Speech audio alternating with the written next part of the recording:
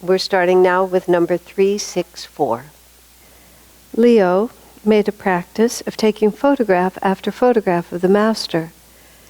He would hang them on the walls of his bedroom. All the available space was taken up with them. One day he asked the Master to pose for yet another photograph. This time the Master said, "Why do you keep on taking pictures of this mortal frame? Get to know me in meditation. You will know me much better then. If you keep concentrating so much on this body, you will never get to know me as I really am." Swamiji commented, most people think that Swamiji was lucky because he knew Master in the body, and when Master was incarnated, and people would think, oh, if only I could have been there with him. And I remember Swamiji saying to us, "You don't really have the Masters to look at this time, do you? You're staring at the school set." I don't know what shows on the film, but the whole altar's covered because we're having our school play in here. Anyway, usually I see you all staring happily at Master's picture. So you'll just have to entertain yourselves as best you can. Anyway, people usually think that Swamiji was fortunate because he got to be with Master when he was in the body. And at one point, Swami said something to us which was a little surprising. He said, "In some ways, you have it easier than I did." He said, because it's easy for you to imagine Master as an infinite force. And we don't have anything in our minds that limits him to any personality, because we just experience him as we experience him. Swamiji said for himself, he said it was often extremely confusing because he was aware of Master as this infinite spirit. He was aware that Master lived as much inside of him as he lived anywhere. He knew that Master's consciousness was in all the disciples. And yet, as Swami said, he was in the next room dictating letters and having dinner and making jokes and then going out for a drive. And so he said the contradiction sometimes, especially, Swami was only with him for a few years. There was no context for Swami when he came to Master, except his own, of course, past life memory and intuition and all of that, which of course was enormous. But there was no culture of self-realization or culture of Indian gurus. And he was raised in a completely Western intellectual way. He wasn't a child who'd been taken to Hindu temples. And in our church, even though it's not at all the American custom to touch the feet of someone who's served you spiritually or who you admire, the Indian people who come to our church, some of them follow that habit, and they especially want to train their children in it. So, sometimes the child gets pushed forward and he's pronouns, and the child gets pushed forward and is taught to show his respect. And, the children are they don't have any idea what's happening. But of course, if you grow up with that, then you have this whole orientation. But Swami had none of that. He just walked in as a Westerner with a very Western attitude and intuitively understood everything. But also, as he said himself, sometimes, especially in the first months, he said his mind, he would literally become dizzy because the ideas would be making him so just changed. Sometimes he would just have to sit down and gather his wits about him. But he said he could feel Master as he was, and then at the same time he was always having to relate to him as a personality. And there's a couple of stories last week when Swami talked about sitting at Master's feet and feeling so much love and gratitude, and Master tried to say to him, just a bulge on the ocean. And it wasn't that Swami ever doubted that, but he said his physical presence and his extremely engaged way of being in the world, because Master also wasn't like Ramana Maharshi or other of the sadhus that you sometimes know. Ramana Maharshi just was extremely aloof most of the time. He undoubtedly had to be very joyful and very dynamic and very helpful to his disciples, or else no one would have followed him. But his being was very aloof, and he was often in long periods of silence, where Master simply wasn't. And it bent his mind, is how Swami put it. So Leo, who was a fellow disciple, Leo Cox is the man referred to. Leo has recently published a book about his time with Master. I don't know where it is, but I saw it advertised somewhere. And Swamiji said he was just constantly, he said literally, the walls were papered with different photographs of Master. And on one hand, you would see that as an act of devotion, and one would love to have that stack of pictures because we don't see enough pictures to have papered the walls of anybody's room. Everything that he had, I believe he left SRF, if he's still living. I don't know if he's still living. But Master then scolded him because Leo's mind was too outward. It wasn't, you could imagine that someone else could be taking those photographs with a different orientation, and Master would have welcomed it for the sake of posterity, for having all those pictures and all those moods represented or what it might have been. But he knew for Leo, his consciousness was too outward. Swami did not have many or any pictures of Master up, not very many. I remember once he was traveling, and one of us who was traveling with him noticed that he didn't have a picture of Master in his room, so she gave him the picture she had. And he just said, I have him in my heart, I don't need a picture. So for Swamiji to freeze Master into that image, it wasn't that he didn't appreciate pictures of Master. I remember he had feelings about it. Remember he wrote about the last smile, and he talks about how Master knew that just minutes from when that photo was taken, he would be out of that body.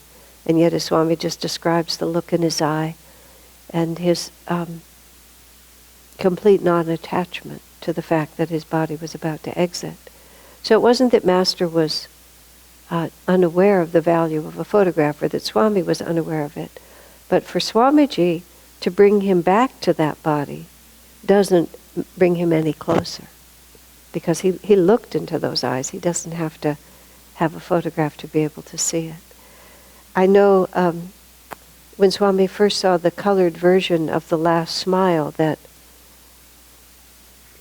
SRF published, at first he liked it, and so I think we gave him a framed picture of it. But after a couple of days, he asked us to take it. He asked us to take it back.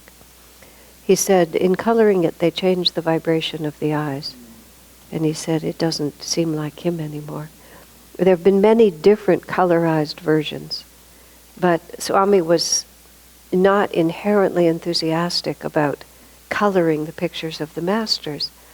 When we have actual photographs, I always say to people, if you had a photograph of Jesus, would you use a painting? You would have a photograph. So we have actual photographs of Sri Yukteswar, of Lahiri, and of Master. We don't of Babaji and Jesus, but of those three we do. But now people have made paintings, and now people have made colorized versions of those, and people think the altar looks prettier if they're all color. But once you've shifted from the photograph, and once you've taken a colorized version, it may have changed the vibration because the eyes are very subtle. What I've seen people, I walked around once in one of the ashrams, one of our ashrams in India, and there wasn't a single actual photograph. There were several altars, and every altar was either paintings or colorized pictures, and mostly paintings. And I pointed out to people that we have photographs of our masters, and no one had really thought about it. It was just putting up what looked pretty. What I've seen people start to do is they've started coloring around the face. Like they'll color the robe orange, they may color the hair a little brighter, they may bring in color to the background. But if you leave the face untouched, then you still have the actual presence of the master, and you still get the artistic effect that people are looking for. And then some colorized versions are just, I don't know how the work is done, but some are better than others, is the only thing I could say. I'm taking the opportunity to say this out loud because to say it's a pet. The word pet peeve is so funny to me because you keep your peeve in a little cage. Do you feed it at night? Do you exercise it? Does it have a little wheel? I think that's what they're trying to say, because you nurture it and you cuddle it and you give it a name and you want to take it out and exercise it. So it may be a pet peeve of mine that we're losing the photographs. I'm also in an odd position because when we were struggling against SRF and I was chronicling on the internet the many ways in which they have deviated from Master's intentions, one of the things I criticized them for was replacing the photographs with paintings. So I must say, when I went around my own ashram and saw the photographs being replaced with paintings, it was a little awkward for me. So that's also why I say it. But there's real reason. You know, Swamiji responded very specifically, and he would know, because none of us have ever actually looked into Master's living eyes unless one has had a vision, which of course many people have. Okay, number 365. Any comments or questions on any of that before I go on? Well, a painting generally doesn't look like the person being painted, but sometimes the artist enhances. So it also depends on the consciousness of the artist. You do get a combination of the artist's consciousness and the original subject. I'm looking back there for Babaji's picture, and all I see is the blank wall. But Babaji's picture is a drawing that Master sat next to his younger brother Sananda, who was an artist. We hear this story because Hare Krishna, who was Sananda's son, was 15, and Hare Krishna sat on one side of Sananda, and Master sat on the other. So Hare Krishna has passed away now, but we knew him for 15 years. He told us all about this. And Master guided his father in how to paint the picture. Swamiji said later that Master himself drew the eyes. Now, I never heard Hare Krishna say that, but Swamiji said, oh, Master did the eyes. But of course, the eyes are the most important. The rest of it is just a face. And let's see, there was something else that was part of that. So also with Lahiri Mahashaya, the photograph of Lahiri Mahashaya, because it's very old and it was not under perfect conditions, is fuzzy. You know, it's not perfectly clear. And Sananda did a painting from that photo, and the painting he did is more clear. So SRF and almost everyone substituted Sananda's painting. Now, Sananda was a disciple and he was in tune, so there's nothing wrong with the painting, but it's not the photograph. But it's so ubiquitous that when I was in Los Angeles once and I looked at something that they had, and I believe it was the painting and not the photograph, and I started telling them about the photograph versus the painting. We went to our blue edition of Autobiography of a Yogi, and I looked up the photograph of Lahiri Mahashaya, and it was the painting. Somebody on our staff, when we were republishing that book, thought it was a clearer version of the photograph and just put it in there. So I actually thought briefly I was losing my mind, because there's this, like, Master's face is longer in the photograph, it's rounder in the painting. I mean, there are certain ways to tell, but then, because see here in Autobiography of a Yogi, I said, see, there's the photograph. No, it wasn't the photograph. Because this was also something that I myself went way out on a limb, because at some point SRF just substituted the painting, but left the text the same, about there was only one photograph of Lahiri Mahashaya, and a copy of that precious photograph is enclosed in this book on page so-and-so, and you open to page so-and-so, and it's Sananda's painting. Subsequent editions of the autobiography now also have the photograph. They have both of them. And again, I'm saying all these things because these are things that need to be known. If you weren't as engaged in the minutiae as some of us were at one point, you just kind of lose track. And it matters, because that's a miraculous photograph of Lahiri Mahashaya. The photographer kept getting a blank spot on his film until Lahiri gave him permission to take that picture. And Sananda's painting is very nice, because he was a very good artist, but it isn't the actual photograph of Lahiri. So even though it's fuzzy, it's, to me at least, these things matter. Did you have something to say on that? Why don't you pick up the microphone? Mm-hmm. Did we actually see that photograph when we went in '86? Satyachar and Lahiri, who was the great-grandson or grandson? What would he be? Grandson? He was the grandson of Lahiri Mahashaya. He had an original copy of that photograph, and I believe it's from that copy that we then subsequently made copies.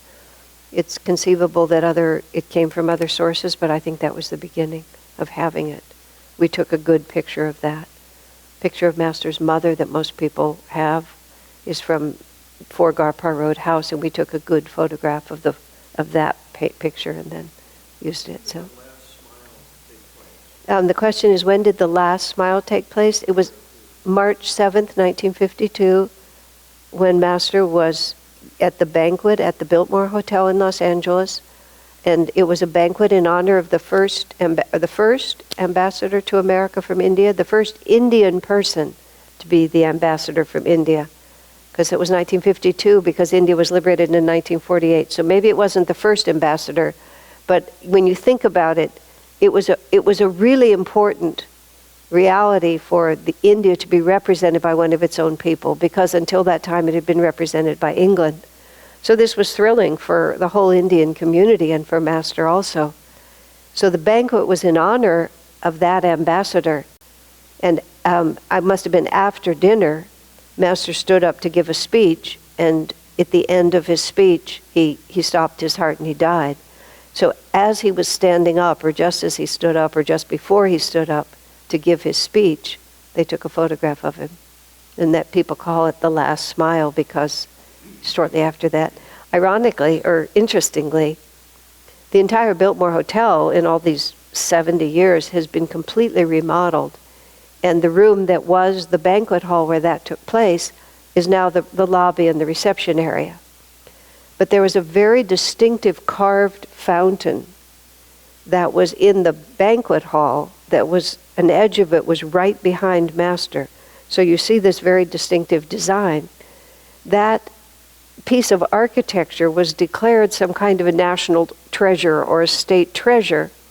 So even though the Biltmore has been allowed to renovate, they haven't been allowed to touch that fountain.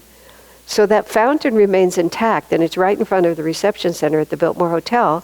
And because of that, you can determine exactly where Master was sitting when that photograph was taken. So hundreds, thousands of devotees over the years go into the lobby of the Biltmore Hotel, sit in front of the reception desk and meditate. And the staff, of course, because it is Los Angeles after all, and they're used to kooky people. But it's like a guest will come in and you'll see crowds of people sitting here like this. It always amuses me. But it amuses me also because, of course, the Biltmore Hotel would never have respected that. That spot could have just been consumed. You wouldn't have had any idea where it was. How old was he, Master? Well, Master died in 1952. He was just 59, not quite 60. Yeah, he left his body very early. So no one would have been able to pick out that holy spot because the Biltmore Hotel would not have preserved it. But because of that fluke, I think God's ways are so charming. When Swami Kriyananda was very ill in 2009, at the end of May or in early June, he was extremely ill. That was literally just before he started the Nayaswami order, and it was a battle between him and Satan as to whether or not he was going to be able to live to found the order. That's how he put it later. But we flew I flew with him. His horoscope said that that birthday would be his last birthday, May 19th of 2009. Whatever the age he was, I don't remember the age now, but that was the one.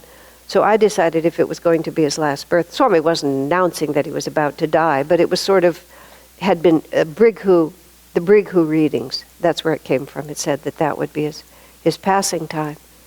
So I decided if that was going to be his last birthday, I wanted to spend it with him. So I flew to India to be there for May 19th, his birthday. And he was very unwell for 3 or 4 different reasons. And on May 20th, he had would it have been, yeah, it may have been May, the exact day I can't say, but it was, because I don't know whether it was actually his birthday or the day after, but he blacked out. He had a moment of blackout and then was very scrambled. They never quite figured out what happened. But the next morning he had to fly to India, Miriam, his nurse, was accustomed to the fact that whenever he had to face any major event or whenever he changed countries, which was every 3 or 4 months, there would always be a satanic attack, basically. There'd be some force would try to stop him, usually through his body. So she made the difficult decision that we would follow through with our plans. So anyway, he flew to Switzerland, to Lugano, for a holiday, and a few other people met us there. I got very complicated about the story more than I meant to. So anyway, so there we are in Lugano, Switzerland, and he's in the Hotel Dante, which is a place that he liked to stay. And he was extremely unwell. Miriam said later there were like 3 or 4 different ways he could easily have died that night. There was just, he was that close. I was alone with him in the evening, and he was very far away. He actually started reviewing all of the Ananda colonies and all of the major departments, who was in charge, what they were doing. And when he was about 3/4 of the way through, I said, "Are you asking, Swamiji, that if you die now, will Ananda's work be able to carry on?" He said, "Yes." That was exactly what he was doing. He was just going through it. And I said, I believe that we're very well trained, sir. And if this is your moment, then you don't have to stay for our sake and you don't have to stay for the work. But in my mind, and this is the entire point of this whole story, I thought to myself, we are in a hotel room at the Dante Hotel in Lugano, Switzerland. I am the only person here. It is very unlikely that he's going to die tonight. I just couldn't see it. I just couldn't see it. Because how would we ever save that hotel room? I mean, it just nothing, it just no part of that made any sense. And it gave me comfort. Miriam said that my fears were justified. I mean, my concern, and his too, was justified, but he didn't. He stayed. And then he stayed ill for a long time. But then he got well by the time we got back to Italy and back to his house, he usually lived alone, but I'll just finish because I've started. He usually lived alone, but we saw that he was just too precarious. We just couldn't leave him alone. So we kept up a 24-hour, kept him company. He had a keeper, was his words, for 24 hours a day. Anand spent the nights with him, and various of others of us spent the days. So he was never alone, which he didn't enjoy all that much, but he understood. And then on the afternoon of June something, I actually wrote the date down in the introduction to A New Religious Order for a New Age. He had like a 4 o'clock or a 5 o'clock appointment, and he took a nap, and he wanted me to get him up in time for the appointment. And Swamiji often spent a long time in the day in his pajamas and his bathrobe, because he would tend to get up early, and as soon as he finished meditating, he would start writing, and sometimes he would write till 4 in the afternoon. So he was accustomed to greeting guests in his pajamas, and he had a whole series of beautiful bathrobes. It was just part of the culture of Swami. One of the pictures in the book I'm publishing about him is him sitting there in his living room in this beautiful flowered kimono. I realize there's no caption, so you don't really have any clear idea of what that was, except that if you saw Swami often, you realize that often late in the day he hadn't yet really started his day because he'd been writing all day. Anyway, but he didn't want to greet these particular guests in his pajamas, so I woke him up at whatever time I woke him, and he was so weak that I had to button his shirt. I had to take care of my father somewhat like that, so I knew what that was about.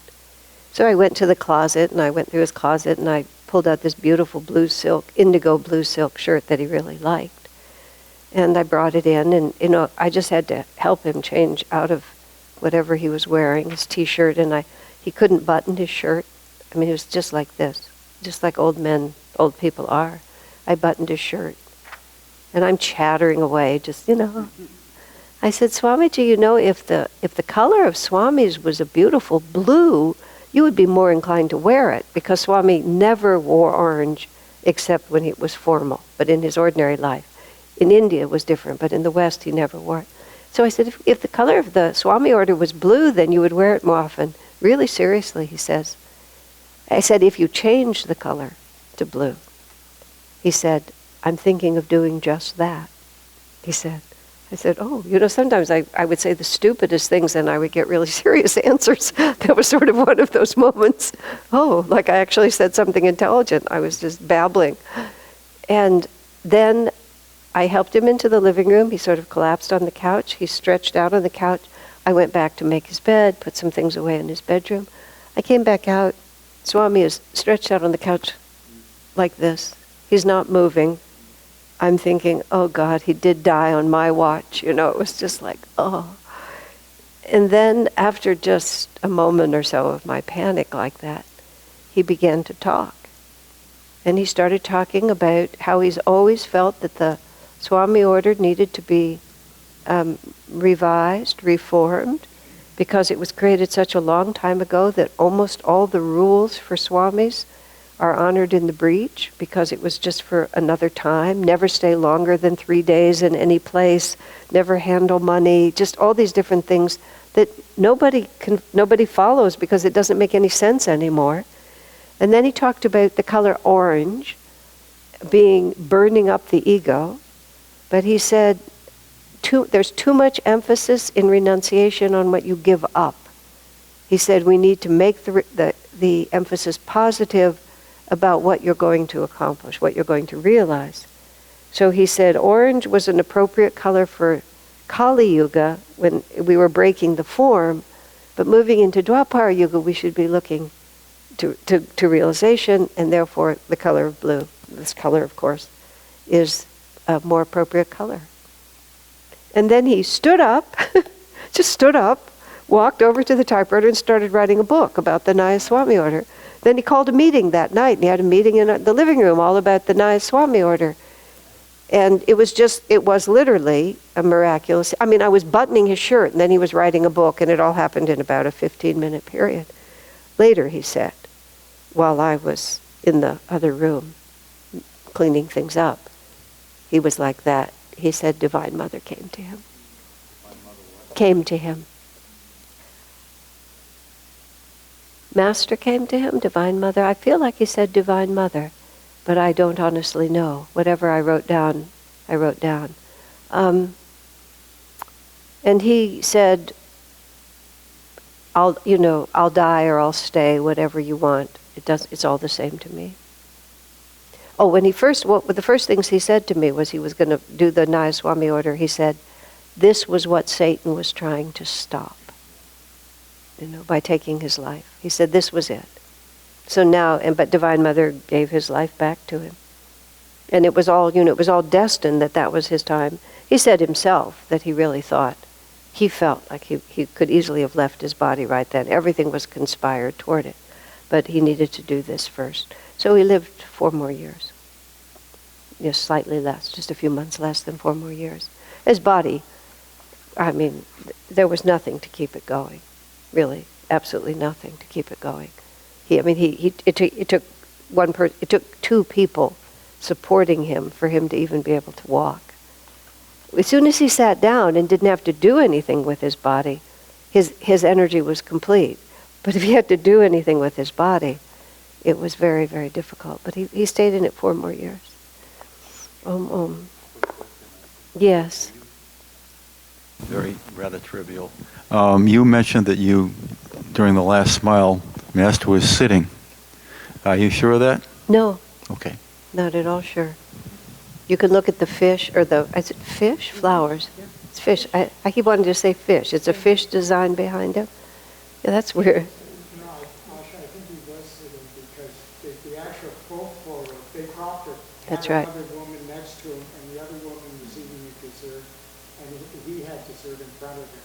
So that picture actually is a crop picture. It's not the full picture. Okay. Yeah. I haven't thought about it in a long time. Okay. So he was sitting. The comment was that Master was in fact sitting because what we call the last smile is a close-up of a bigger picture. And in the bigger picture you can see everybody around him. But somebody decided he was more important than the woman next to him having... there's a picture of him rising from his chair, though, isn't there? And the ambassador's wife is pronaming to him. So that's what was confusing me in my mind. But he's not looking directly at the camera in that one. Yeah, then he was getting up, she pronounced. So that one was taken first. Okay, well that was a interesting side. So then Swamiji actually died on his bed at his house in Assisi, which now is preserved as his Mahasamadhi site. They changed the name of his house to Moksha Kutir, and they keep the upstairs, and they keep the room where he breathed his last, which is far better than the hotel room at the Dante. We're all thankful for that. And his body, of course, came to the village, which was all agreed upon ahead of time. All right. Number 365. The Lord won't answer every prayer the way you want him to. But if you pray with faith, you will find him giving you much more than you want. The double meaning of much more than you want, I just couldn't help, and I don't know if Swami left it there on purpose, if Master put it in there. When you get more than you want, you get more than you bargained for, you get more than you asked for. I mean, this is trying to sound like it's positive. He won't answer the prayers in the way that you want, but he'll give you much more than you want. There's a story of a prosperity maven, a mentor, told this story about a man dies and goes to heaven, and then St. Peter showing him around the whole heavenly realm, and he takes him to the heavenly junkyard. This is the prosperity teacher telling us this. And in the heavenly junkyard, he sees a Mercedes-Benz or a big Cadillac or whatever car it was the most important at that time. And the newbie who's just arrived in heaven, and he says to St. Peter, "What is all this great stuff doing here?" And St. Peter says, "Well, these are all the things that we wanted to give to people on earth, but they wouldn't receive them." And so the newbie looks over and he sees this really fancy Jaguar, let's call it. And he says, "Well, I would have loved to have had that car."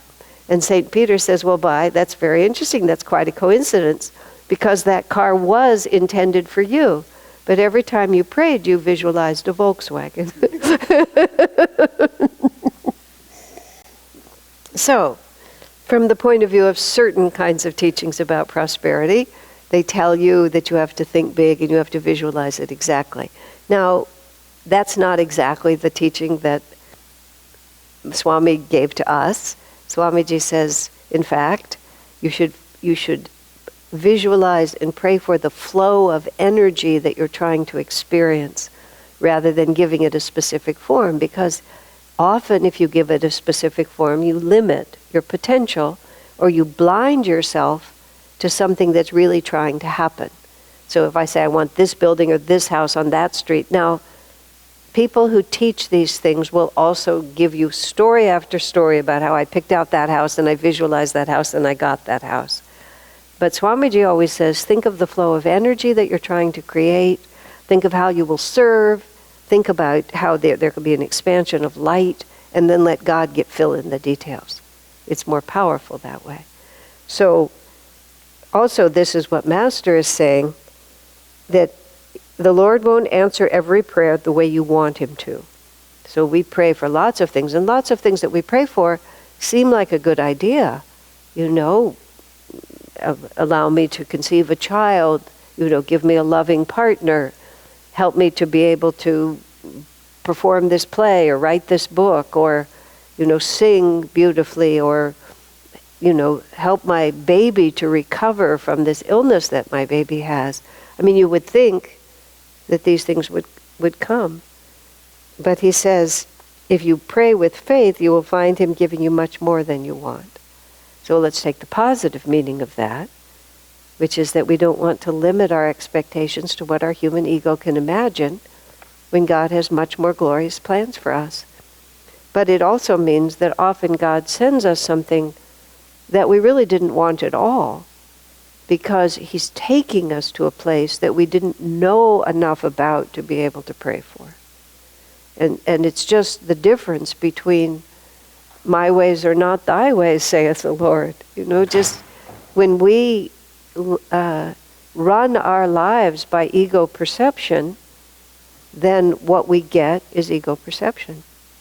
And we really have to decide whether or not that's enough. And this world of extraordinary atheism, that's what people are doing all over the place. And each side of whatever, worldly question we're asking, all the egos involved in it have figured out what the best solution is, and they're busily and mightily trying to impose it. And that's why we can't reconcile anything, because if it's just ego to ego, everybody has good reasons that make sense to them for what they're doing.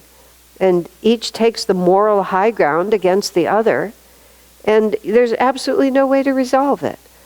When we were showing the movie about Ananda finding happiness, the first round of release, whatever year that was, well, it must have been 2012, because that was when we finished the movie, or 2013. And we did a local showing here, and because I was involved in the making of that movie, I was there to answer questions afterwards. And we had a good house, and they were lively. And somebody asked me the question as to whether or not a community could succeed without a spiritual basis, because the whole movie about Ananda makes a point of the spiritual basis. And I remember answering, which is an obvious answer if you live at Ananda, I said, when you get a group of people together, even if they're very well-meaning, inevitably people will have different opinions about things. And you've got to have some ideal that everybody is committed to that is more important to them than their egoic preferences.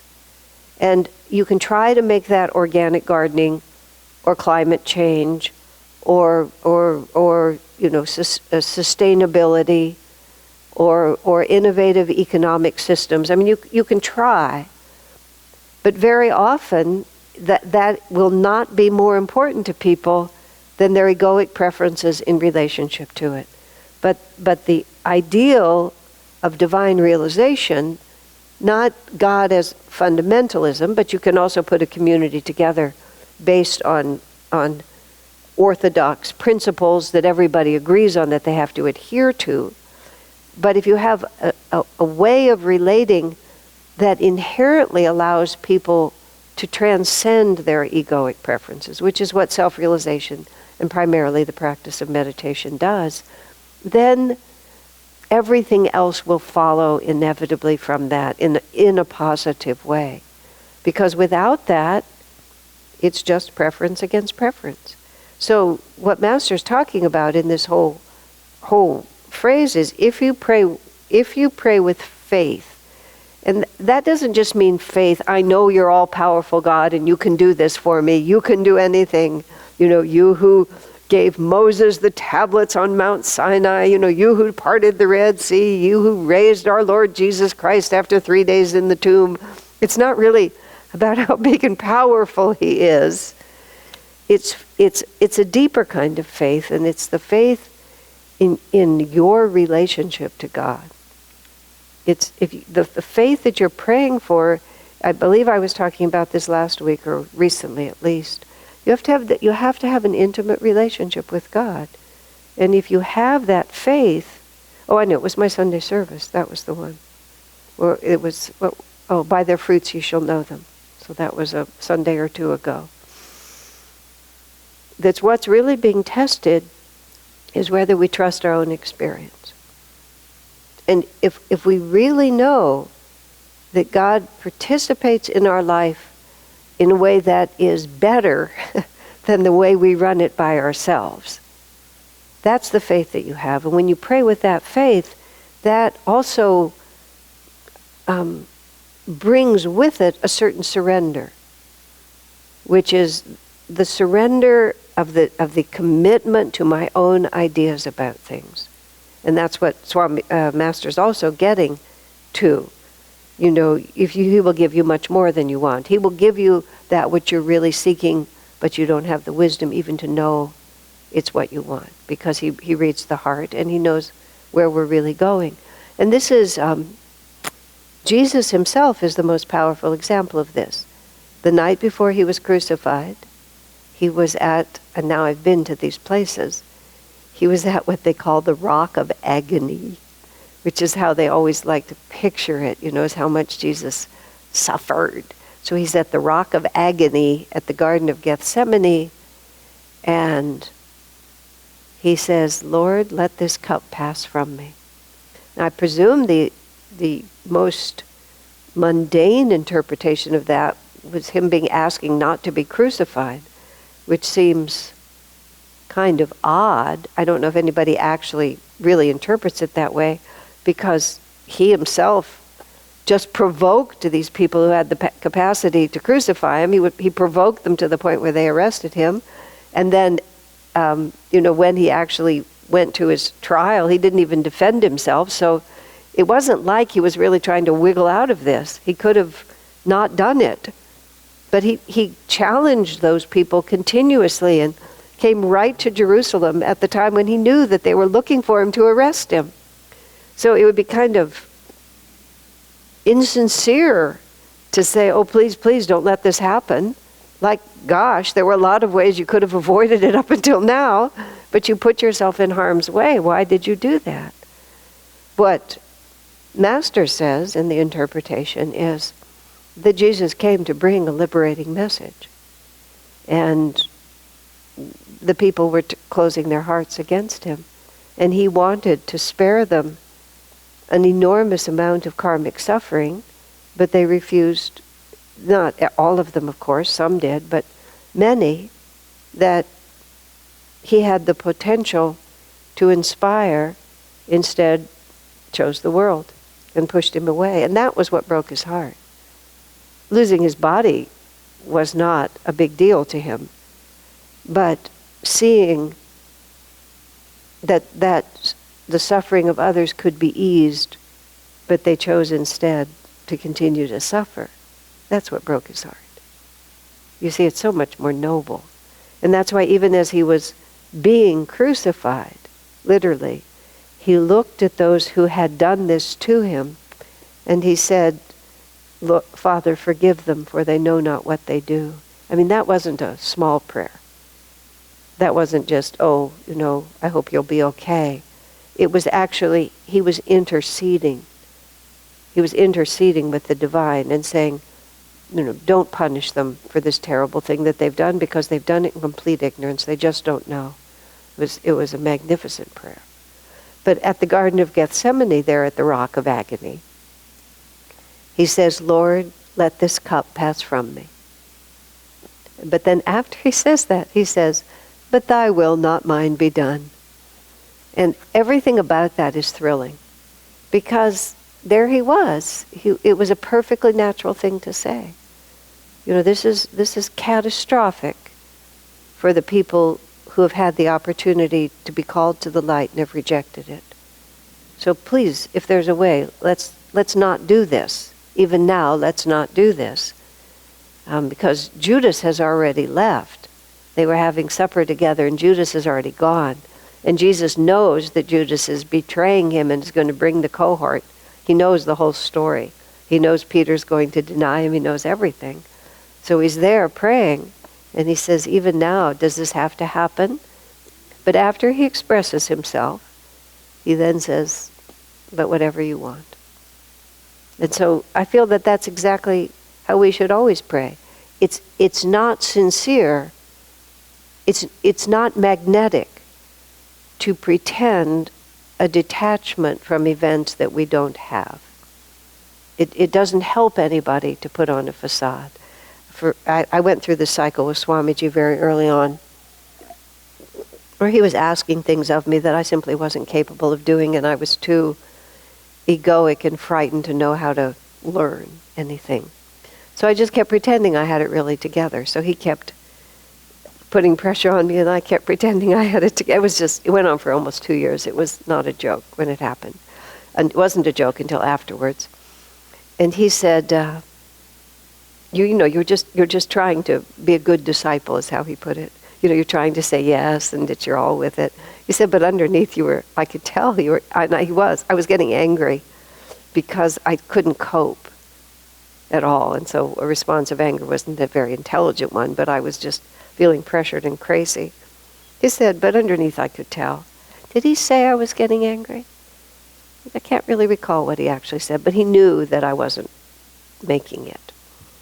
I don't recall being angry with him, but I do recall just feeling pressured by him. And that would have been a force of anger, because I would have been, why are you doing this to me? No, that was a different time. But then he said to me, "You never fooled me." That's what he said. I said, "Oh dear, what a waste of time." And I learned from that, what a waste of energy. He said, "I prefer an honest argument than an insincere yes." Which of course I never forgot. But God prefers an honest argument than an insincere pretense at a detachment that we don't actually feel. But Jesus showed us how you can have both at the same time. Which is, this is really my point of view. If you're interested in it, I think this is the best outcome. If my opinion matters, I'm going to register it. I think that this is a really crummy deal, and I'm going down for the third time, and I really don't think I can cope with much more than this. I mean, you can say anything that you want to say. This is a crummy world, and if I were in charge, it wouldn't be like this. Anything that's sincere you can say. But when you're finished, you say, "But what do I know? Whatever you want, of course I will accept it," because also, what choice do we have? Which is, this great surrender of the powerless person. But it's better to be cooperative. And that also just keeps you humble. It allows you both to have confidence in your own perspective, and it also keeps you really humble about your own perspective, because it's very dangerous to become too sure of yourself on the spiritual path. Swamiji was always questioning, always willing, this seems right, this seems what we should do, I can't really think of an alternative to it, it seems like we're being forced into this position, I can't find another way to go about this. But even if he felt Master's promise, he would never just declare it like that. A friend of mine once took a very unpopular stand on something, and he said, "Well, I felt that God wanted me to do it." I said to him, you may feel that God wanted you to do it. God may have even come to you in a vision and told you to do it, for all I know. But what you've done is, if anyone disagrees with you, they have to disagree with God, and that puts them in a very weak position. And it makes it hard to have a conversation with you. He didn't actually change his point of view, because he felt that he'd been guided to do it, which, I had to respect. But Swamiji rarely put us in that position. Even if he had a very strong feeling from Master that this was right, he never disempowered the people around him by just declaring that this is what Master wants. Because, what could any of us do with that except just go along? Which is okay on a certain level, but you never develop the capacity to think anything through. If it's just, this is the way it is, this is the way it is. And, some religious traditions like that. But Swami never trained us that way. Naturally, and often sometimes I would have to sort of think to myself, when I would see people dispute some of his decisions, I would think to myself, has it ever occurred to them why he made that decision? Have they ever even considered that he wouldn't be going in such an unexpected direction unless he felt some strong inner guidance to do it? When Swami decided to edit Whispers from Eternity, it was in the public domain as part of the whole lawsuit thing. It was in the original Whispers from Eternity from 1938 or 40 something, whatever. SRF itself issued an edited version of that after Master died. But the one that came before 1952 went into the public domain, so Ananda, Crystal Clarity, Ananda Publishing Company decided to publish it, because we were publishing the original AY, all these original writings. So the actual page proofs for the printer were handed to Swamiji. And he had seen the book earlier, but he was working on something else, and I don't remember what. And he did his famous, "Yes, I saw it, but I didn't put my mind to it." That was his explanation for But sir, you said it was okay. Yes, I know I did say it was okay, but I didn't put my mind to it because I was working on so-and-so. So he has the page proofs in his hand.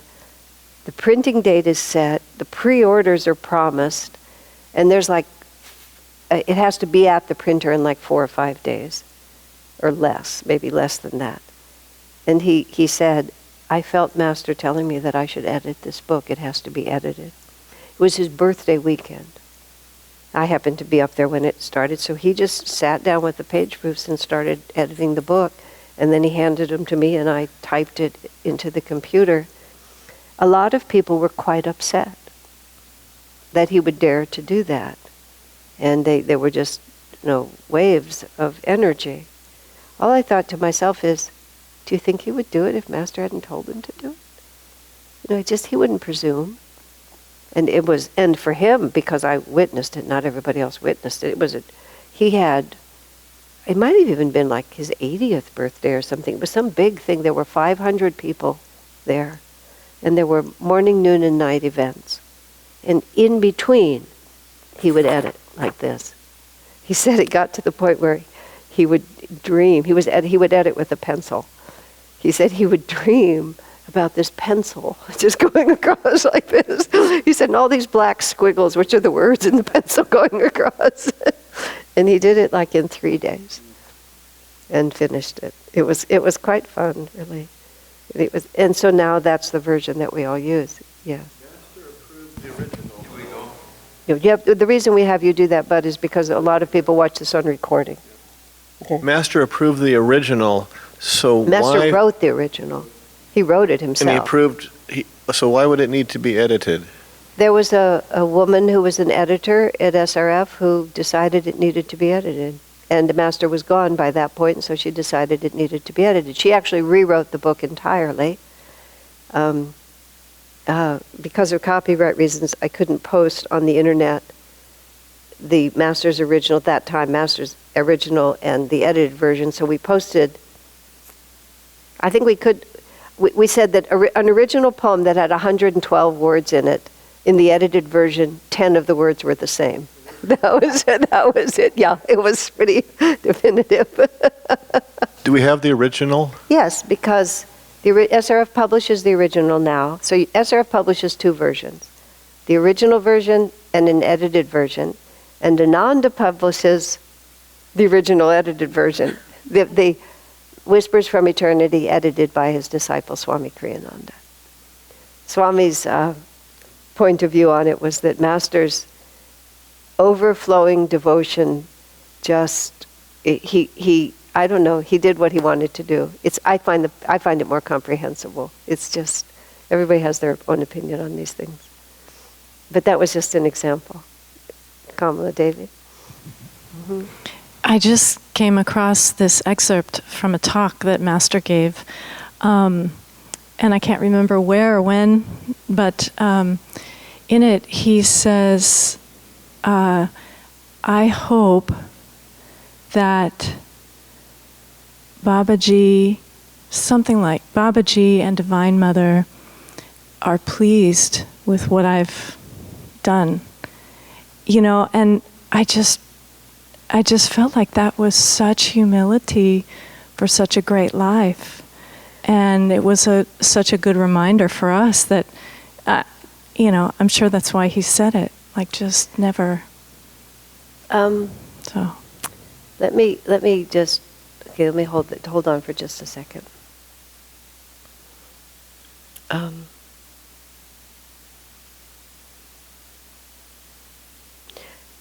I want to respond to that. I also want to finish the thought about whispers because both are important.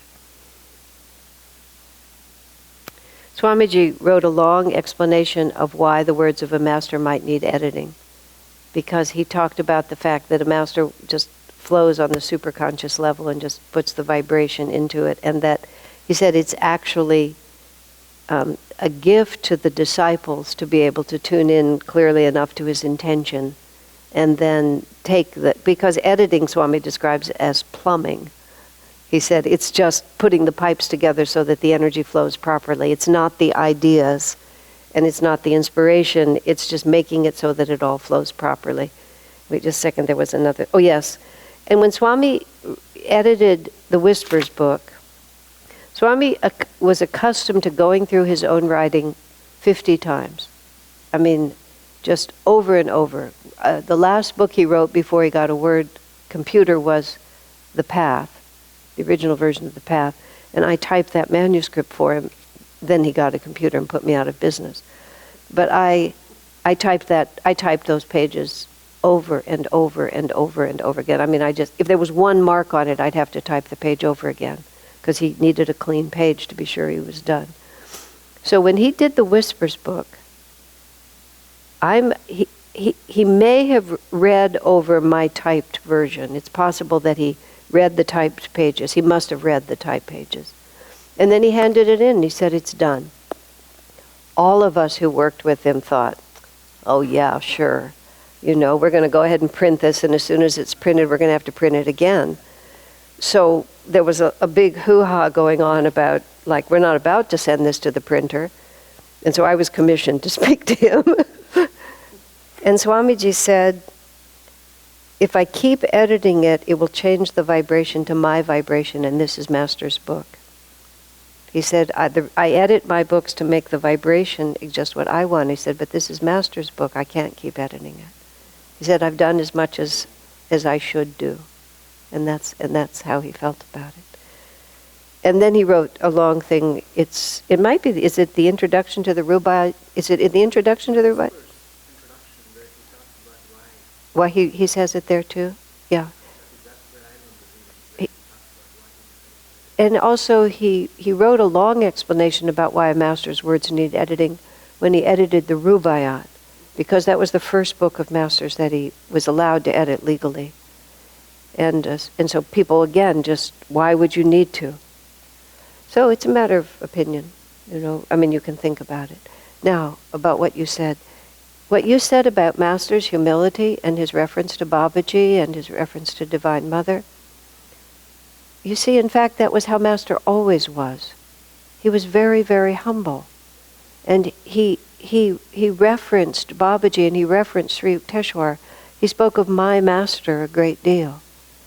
And he did not proclaim himself as the source of anything.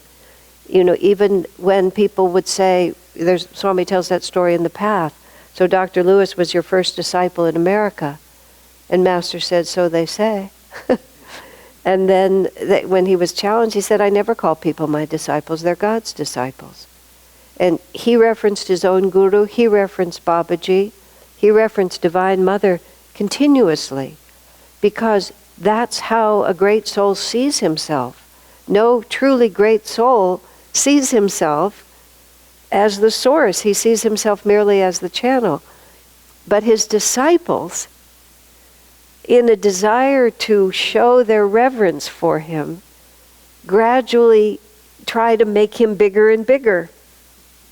That's why the disciples of Jesus took out the quote, lost years, the 18 years, and now it's beginning to become common knowledge, it's not even esoteric anymore, that Jesus went to India and studied with great masters because the church people said it might dilute people's faith to think Jesus had to go somewhere and study.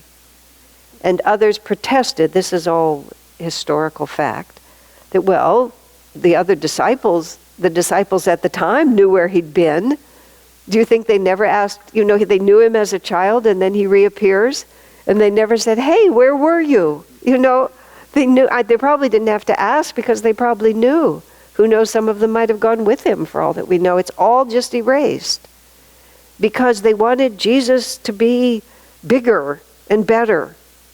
But as a result, they absolutely betray the teachings.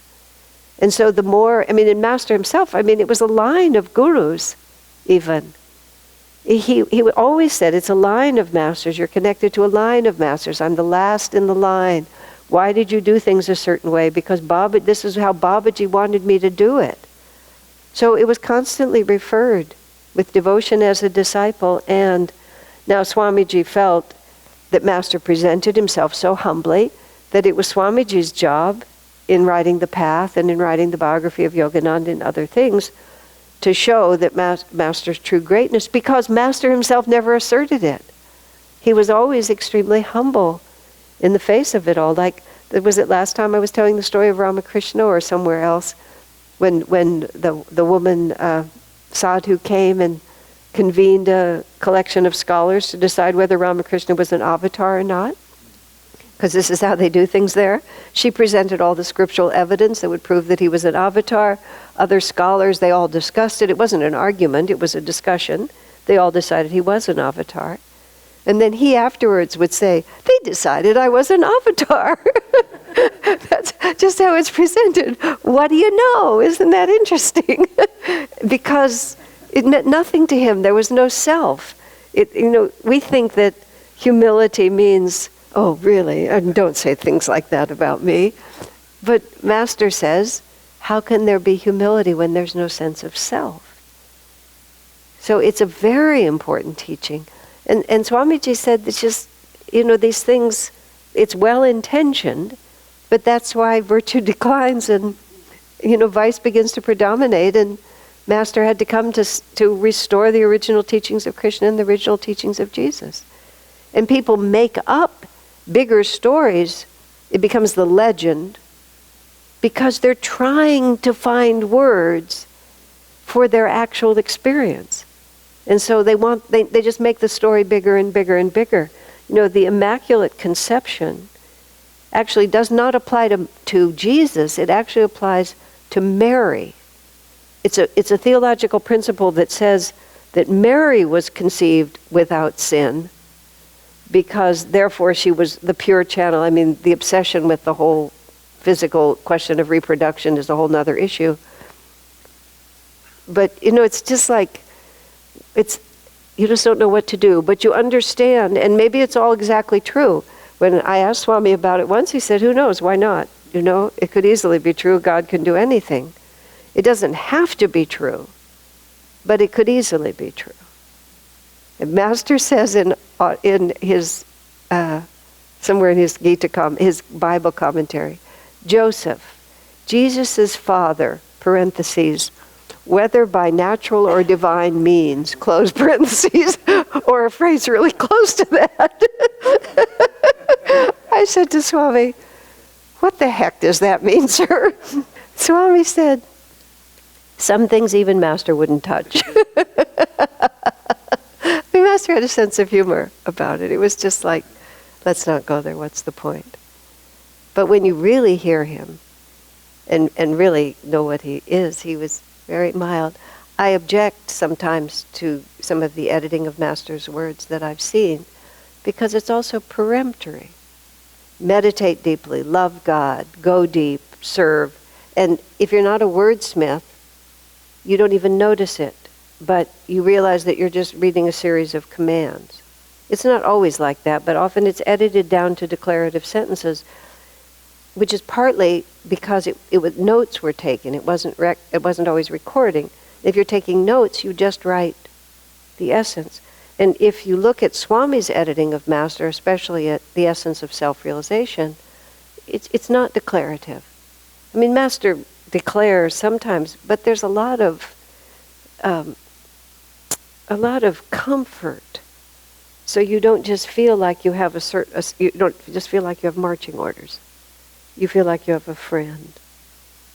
And all of that, it becomes very, very important, which is why many things have happened, because all those things are very important. And you see how easily it all just shifts. It just shifts in a heartbeat. Listening to myself quoted, it's like, yeah, some of those words were my words sometimes, but the entire intention of what I meant. I remember once it was something was just going to happen, and Asha wants it in the so-and-so place. No, Asha doesn't want it in the so-and-so place. We were just talking about where to have it, and it seemed like a good idea, doesn't it? I mean, that's real different than Asha wants it in the so-and-so place. And it's just watching what happens to me when I'm just still sitting here. You can see how quickly all of this turns into something else. So it's extremely important to hold a common sense understanding of what a great soul must be like. Because if they're not loving, if they're not funny, if they're not fun, if they're not compassionate and lighthearted and supportive, then who would follow them? You know, people, I mean, a few people do, but you don't create a world movement by giving everybody their marching orders. And you don't create a world movement by announcing that I have come, I'm here, you know, now it can all begin. You know, nobody wants that. We were so amused in the 1970s, I guess it would have been the 70s, when all these enlightened masters were just showing up all over the place, especially in California. And Yoga Journal was the only way that we could communicate in those days, because there was no internet, and the mainstream press never reported anything. So Yoga Journal was the big thing. And one of these people took out a full-page ad with his spiritual resume, which included his past lives. Which was, I think he was Lord Rama and several others, you know, like, I mean, we were amused. Swami was amused. I mean, it's like, give me a break. And whoever he was, he rose and fell. You know, you don't have to do anything about it. Because if it's true, it lasts, and if it's not true, it doesn't last.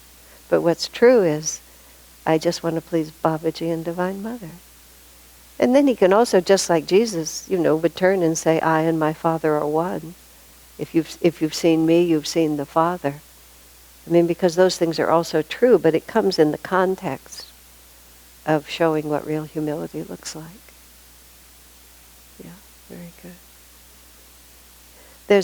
I'm just going to say one more thing. I didn't take a break, so we'll just stop a little early. When Swamiji got recording, SRF has a huge archive of recordings, but for a long time they didn't release any of them. And in 1978, Swamiji was given a couple of voice recordings of Master. And when he came back from Europe, he got them in Europe, he came back and we immediately published them. And SRF had only published a few recordings of Master's voice, and they were all exhortations. You know, this big voice exhorting us to do this and to do that. And this was just Master just very sweetly just chatting and making jokes. I think it was the birthday one where he blew out the candle, and do you have enough breath to blow out the candle? And he said, I just have to be careful not to blow the whole cake away. I mean, it was very natural and then very sweet when he talked. And Swami said, Master sometimes exhorted people to, achieve greatness. He said, but mostly he was so sweet. He said, hearing this recording, he said, that's what it was like to be with him. He was fatherly. He was a friend. He wasn't always challenging us to do more than we felt we could do. And that's why Swami now they've put out many more recordings, but it was, to hear a Master talk like that, we'd never heard him talk like that. We just thought he was always shouting at us to be better. Which, there's a place for that, but I myself can't take too much of it. I don't respond well to that. I just get sort of mouse-like, deer in the headlights kind of thing. I do better to be patted on the head and told that I have a chance, even for you. Well, any other comments or thoughts before we call it a night? So we did 364 and 365. We just did 2. Thank you. We just finished class 99.